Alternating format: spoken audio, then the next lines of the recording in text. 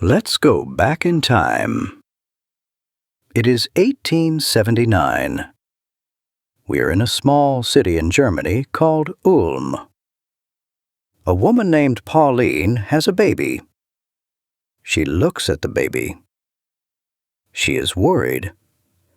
The baby has a very big head. It looks weird.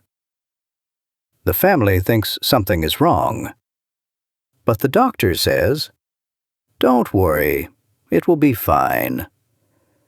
They name the baby Albert. Albert Einstein. Albert grows up, but he is a little different. Other children speak early. Albert does not speak. He is 2 years old. He says nothing. He is 3 years old. He says nothing. His parents are scared. They think, maybe he is not smart. Finally, one day at dinner, he speaks. He looks at his soup. He says, "The soup is too hot." His parents are shocked. They ask, "Why did you wait so long to speak?" Albert says, "Because before now, everything was okay." Albert was a quiet child. He did not like to play sports with other boys. He liked to build tall houses with cards. He liked to think. One day, Albert was sick in bed. He was 5 years old. His father, Herman, wanted to make him happy. He gave Albert a gift. It was a small compass. Albert looked at it. The needle always pointed north. Albert turned the compass. The needle stayed north. He turned it again. North. Albert was amazed. He thought, "There is an invisible force. Something pulls the needle." He was very excited. He wanted to understand the invisible things in the world. And Albert went to school. He hated it. In Germany at that time, schools were very strict. The teachers were like soldiers. They shouted, "Sit down! Stand up! Do not ask questions!" Albert loved to ask questions. He asked, "Why?" The teachers got angry. They said, "Because I said so." Albert did not like this answer. He felt like he was in a prison. He wanted to learn, but he wanted to learn his own way. One teacher told him, "You will never be a success. You are lazy." Albert just looked at him. Albert's mother loved music. She wanted Albert to play the violin. At first, Albert hated the violin. The lessons were boring. But then he heard music by Mozart. It was beautiful.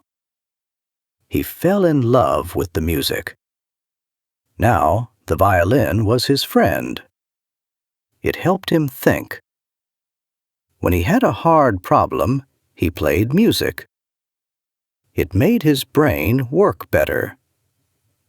When Albert was a teenager, his father's business failed. The family had no money. They decided to move to Italy to find work. But Albert had to stay in Germany to finish school. He was alone. He was sad. He hated the strict school even more. He made a plan. He got a letter from a doctor. The letter said, "Albert is too nervous. He needs a break." Albert showed it to the school. He said, "Goodbye," and took a train to Italy. He was happy in Italy. The sun was warm. The people were nice. He visited museums. But his father said, "Albert, you need to study.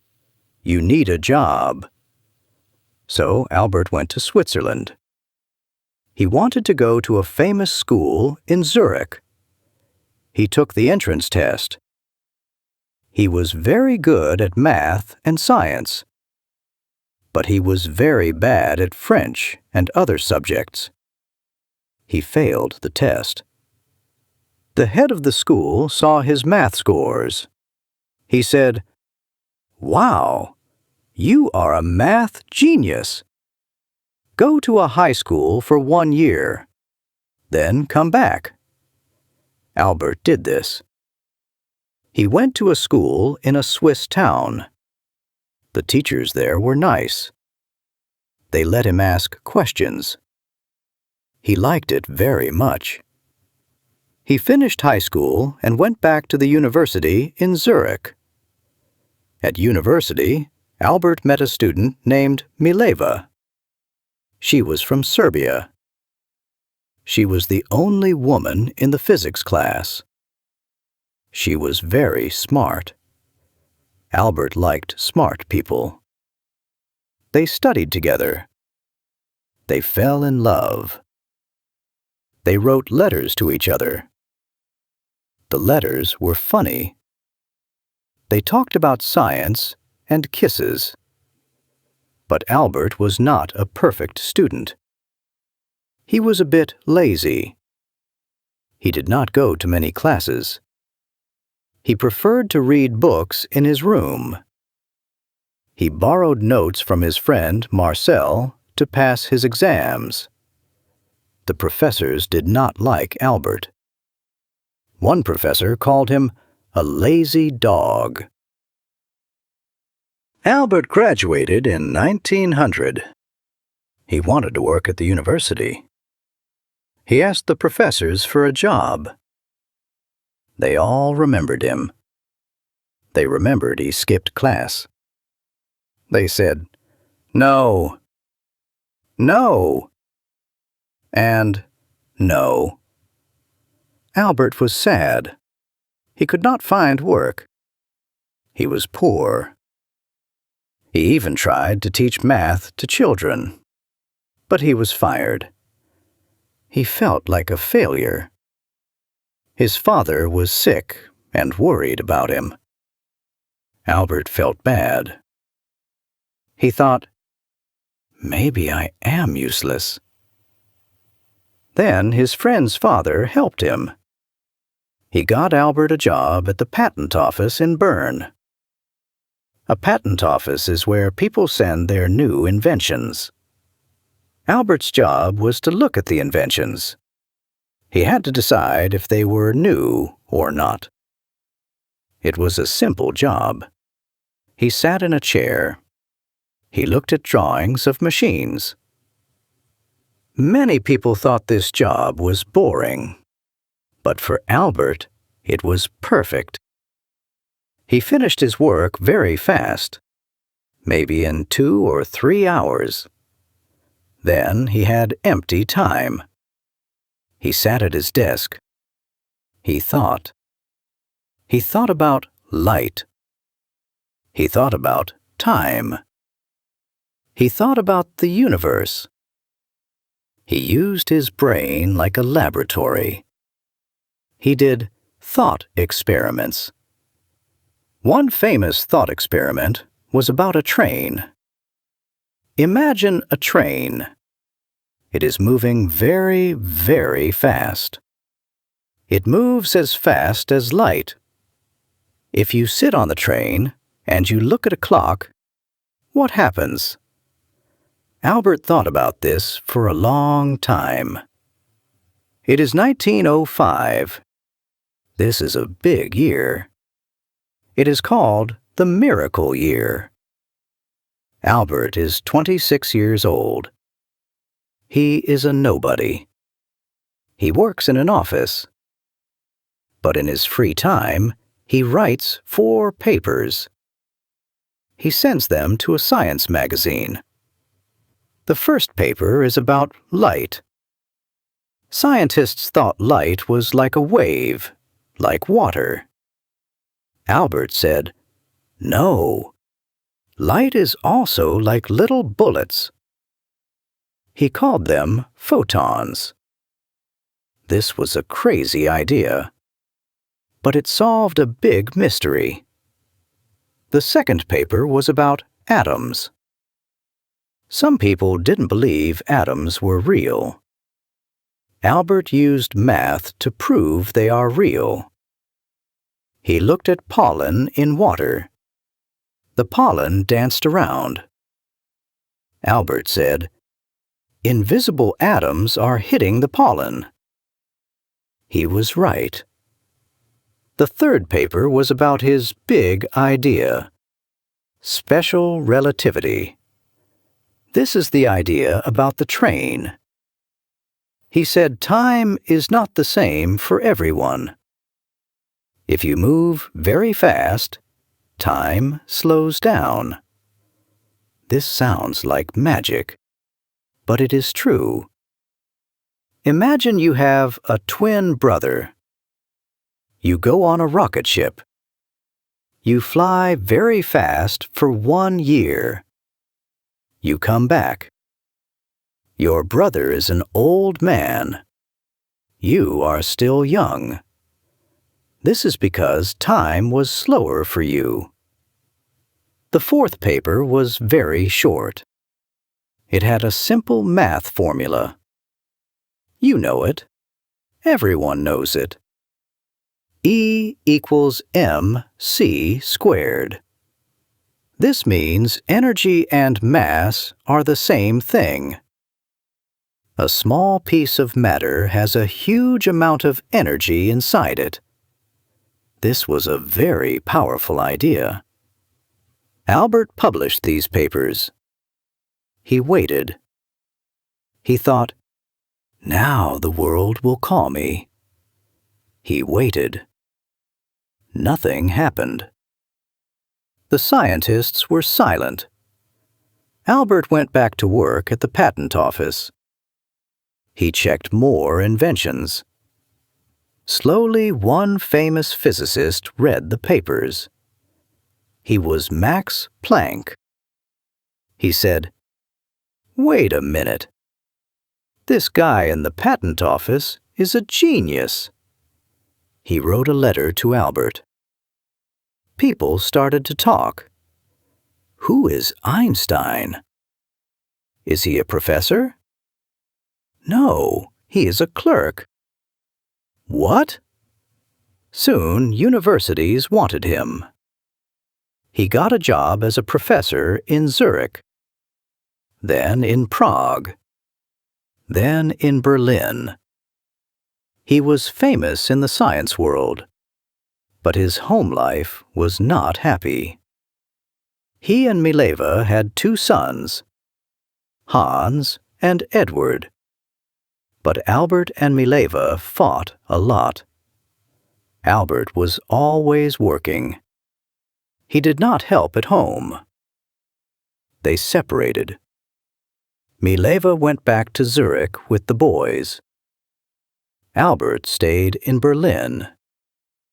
He was lonely. He got sick. His stomach hurt. His cousin Elsa came to take care of him. She cooked soup for him. She was nice. Albert liked her. Later, he married Elsa. Now it is 1914. The First World War begins. Everyone in Germany is excited.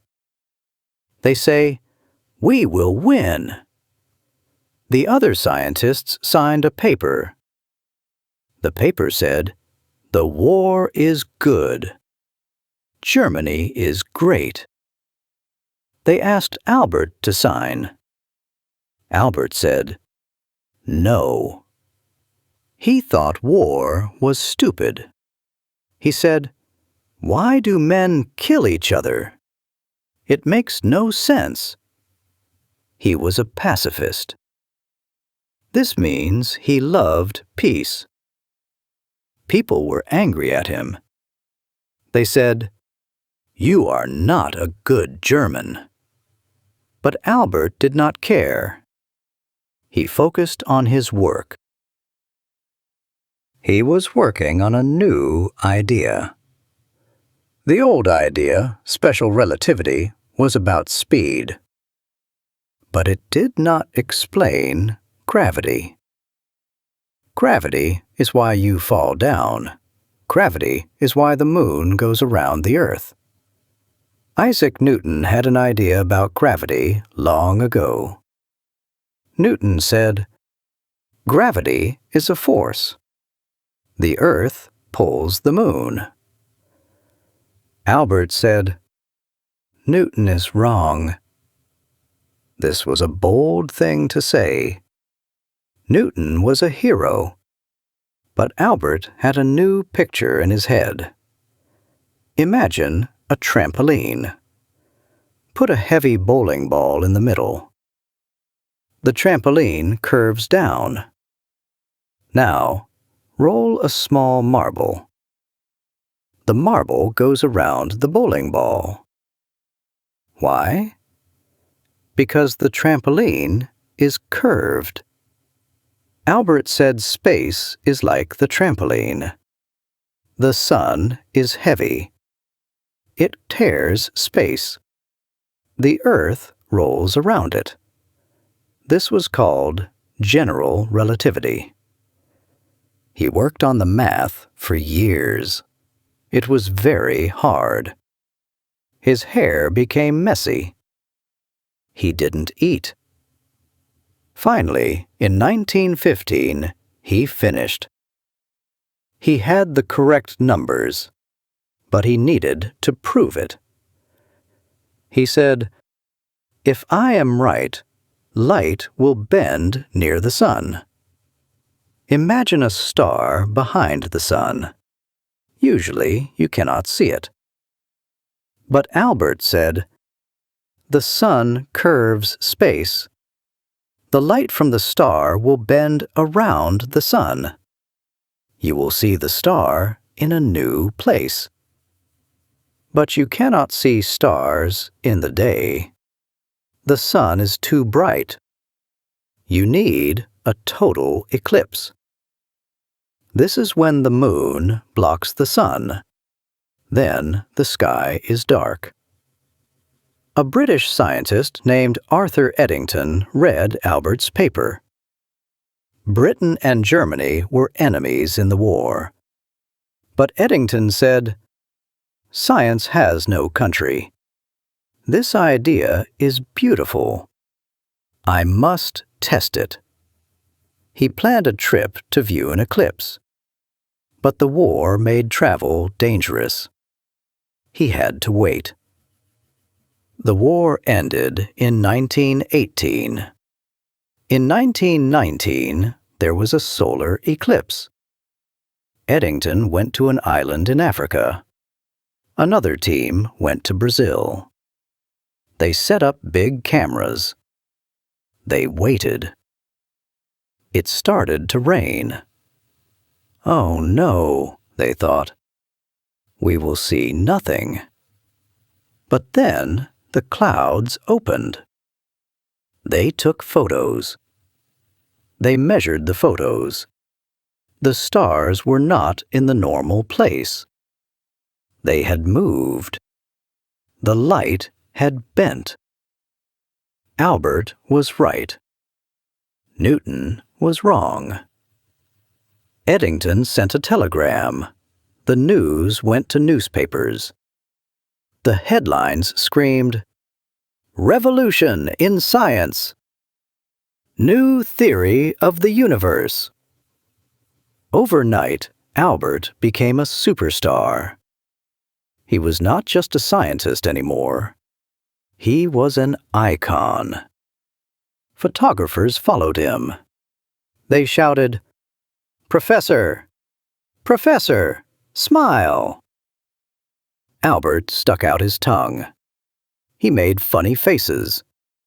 He didn't care about being proper. He traveled the world. He went to America, Japan, and France. Crowds cheered for him like he was a movie star. He met Charlie Chaplin. They walked together. Charlie Chaplin said, "They cheer for me because everyone understands me. They cheer for you because no one understands you." In 1921, Albert won the Nobel Prize. This is the biggest prize for science. But here is a funny thing. He did not win it for relativity.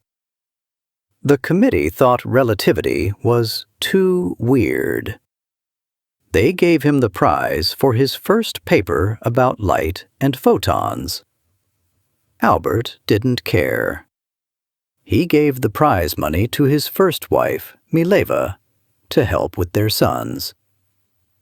Albert lived in Berlin. He was famous. But Germany was changing. It was the 1930s. The economy was bad. People were poor and angry. A man named Adolf Hitler started to speak. He had a small mustache and a loud voice.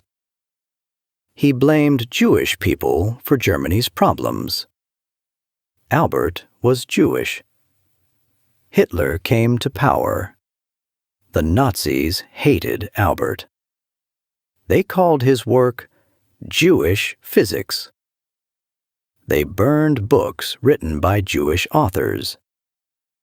Albert was visiting America when this happened. He heard the news. He knew he could not go home. The Nazis took his house.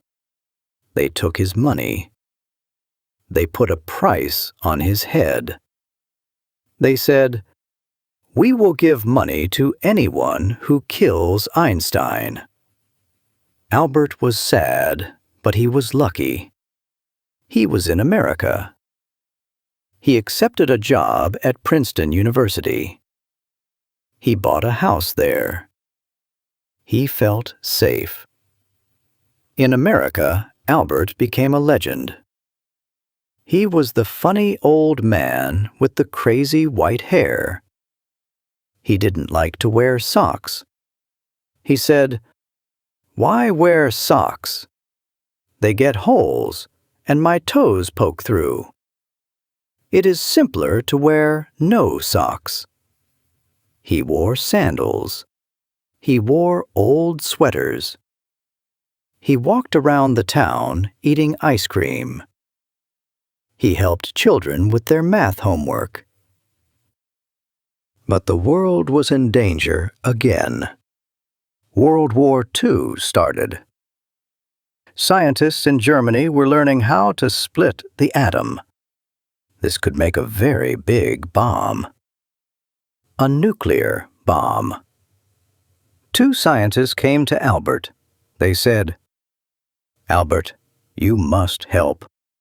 If Hitler makes the bomb first, he will destroy the world." Albert was a pacifist. He hated bombs. But he was scared of Hitler. So he wrote a letter to the American president, Franklin Roosevelt. The letter said, "Mr. President, a new type of bomb is possible. It is very powerful. Germany is working on it. America must watch out." Roosevelt read the letter. He said, "We must take action." America started a secret plan. It was called the Manhattan Project. They built the atomic bomb. Albert did not work on the bomb. The government thought he was a security risk because he was a pacifist. They just used his formula, E equals mc squared. In 1945, America dropped the bomb on Japan. Two cities, Hiroshima and Nagasaki were destroyed. Hundreds of thousands of people died. Albert was horrified. He heard the news on the radio. He put his head in his hands. He said, "Woe is me." He felt guilty. He felt that his letter helped start this. For the rest of his life, he fought against nuclear weapons. He said, "I made one great mistake in my life. It was the letter to Roosevelt." After the war, Albert stayed in Princeton. He was getting old. His wife Elsa had died years ago. He lived with his stepdaughter and his secretary. He continued to work on physics. He wanted to find one simple rule for everything in the universe. He called it the unified field theory. He wrote equations on his blackboard every day. He never found the answer, but he never stopped trying. In 1948, the country of Israel was born. In 1952, the first president of Israel died. They asked Albert, "Do you want to be the president of Israel?" Albert laughed. He said, "No. I know about equations. I do not know about people." In 1955, Albert got sick. He was 76 years old. He went to the hospital. He knew he was dying. He did not want surgery. He said, "I want to go when I want. It is tasteless to prolong life artificially. I have done my share.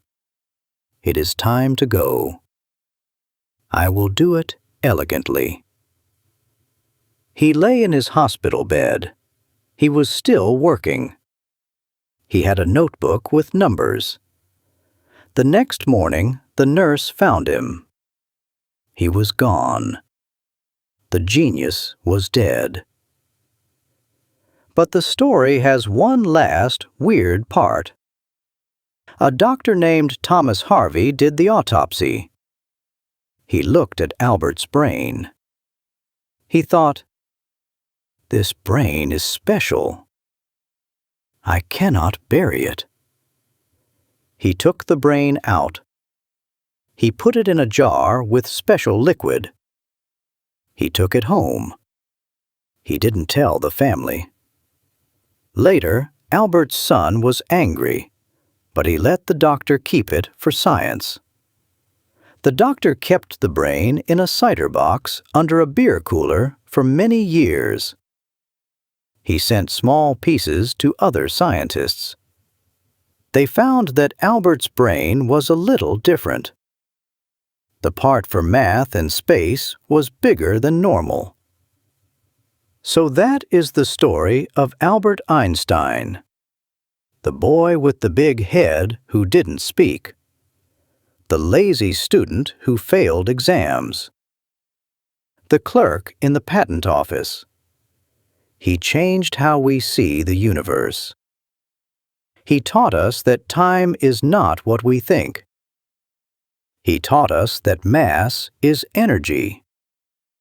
And he taught us that even a genius can forget to wear socks. He once said, "Imagination is more important than knowledge."